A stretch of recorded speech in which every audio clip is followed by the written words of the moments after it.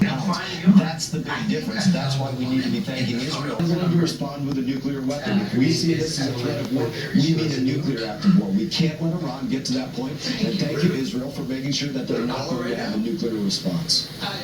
The commander of Mark Meadows of the Revolutionary Guards has been killed in this strike, once again showing superior intelligence of the Israelis, just like the pager incident is beyond superior. Close to weapons grade enrichment. It's a risk that we couldn't take either, Sean. You know, one of the interesting things, there's going to be all kinds of armchair quarterbacks out there saying, well, you should have negotiated longer. Let me just tell you, someone who has followed this particular issue for well over a decade, I can tell you that the Iranians are not honorable negotiators. And the only thing worse than a dishonorable in the Situation Room, you know, Peter Ducey's there reporting from the White House. There are certainly a number of the president's team. We couldn't have waited any longer. We are weeks away from a nuclear Iran, which means that it would wreak havoc not only for Israel, but for America as well. And the Supreme Leader, Aaron, is getting very, very arrogant in his comments by rejecting the president's offer. We've got 20 seconds. We'll let you comment on that.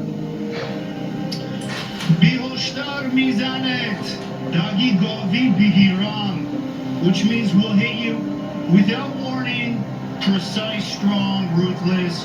Sean, Israel doesn't have any choice. The longer they wait, the closer Israel. It's about survival for Israel, so we struck first. And let that be a lesson to all the leaders of the IRGC. Israel's got assets everywhere we're watching, and you did this to your country and flipped them all for us, so thank you. It's 10 p.m. on the East Coast, 7 o'clock here in Los Angeles, and 5 a.m. in Israel, a country now bracing for a robust response from Iran. Welcome to a special edition of America's Late News, Fox News at Night. And breaking tonight, Israel launching preemptive strikes against Iran, striking Iranian territory and targeting Iranian nuclear sites, as well as Iran's long-range missile capabilities and military command centers. Now, we are told the IDF, the Israeli Defense Forces military strikes in Iran, will continue for most, if not the better part of all night. Israel is now calling the mission, quoting here, Operation Rising Lion.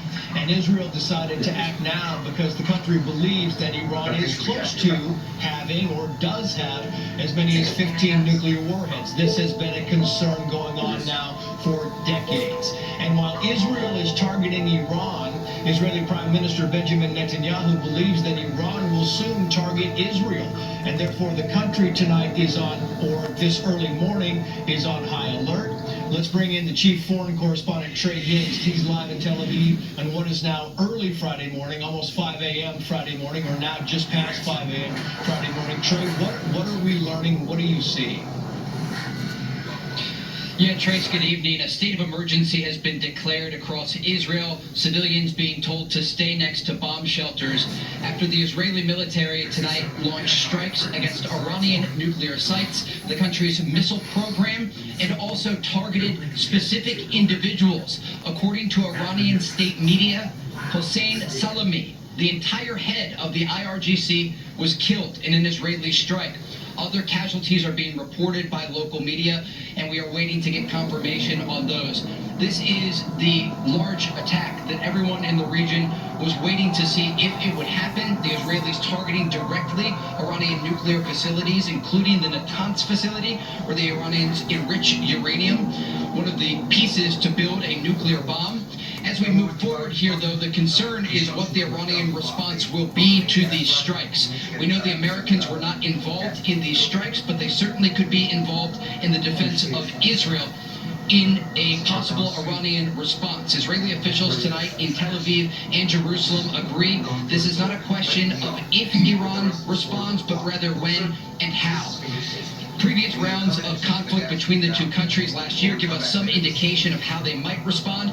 Back in April, after the Israelis targeted the Iranian consulate in Damascus, Syria. 11 to 12 days later, there was an Iranian response that included missiles and drones. And then in October of last year, you might remember, as we reported on the ground from northern Israel, the Iranians targeted Israel with hundreds of ballistic missiles in response to the killing of the leader of Hezbollah, Hassan Nasrallah, and Hamas leadership, one of which actually took place in the Iranian capital of Tehran.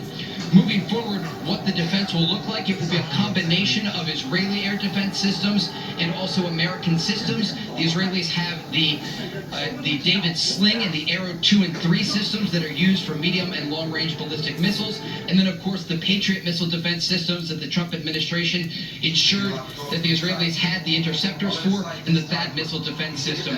But again, tonight, the latest information that we can confirm, the Iranians have launched a complex operation that, according to the IDF, included dozens of Israeli fighter jets targeting positions across Iran. Explosions were heard in the capital of Tehran. Smoke was seen rising from nuclear facilities, including the key Natanz enrichment facility. And also, there are reports tonight in Iranian state media that the head of the IRGC was killed in an Israeli airstrike. This would be so significant it's hard to explain in context, but I can give you a reference point back to 2020 in January, when President Trump ordered the killing of Qasem Soleimani outside of Baghdad's international airport. Soleimani was the head of Iran's Quds forces, responsible for very specific militia activity across the Middle East. The man who was reportedly killed tonight, Hossein Salami, is the head of the entire IRGC. So if this is confirmed, the Israelis not only killed the top military general in Iran, they targeted the country's nuclear sites, and they went after their long-range ballistic missile program. Days of war are ahead between Israel and Iran, but as many have noted, this will not look like a traditional conflict that the Israelis have been fighting over the past 600 and almost 20 days on the ground, for example, inside Gaza against Hamas and in southern Lebanon against Hezbollah. This will look like missile exchanges, Israeli strikes that are expected to continue against Iran. And again, tonight we have learned from the IDF that this was simply the first in what is expected to be a wave of strikes targeting Iranian territory. These were not strikes meant to send a message, but rather to weaken the Iranian regime that has threatened not only Israel, but also the United States. Tracy. I'm just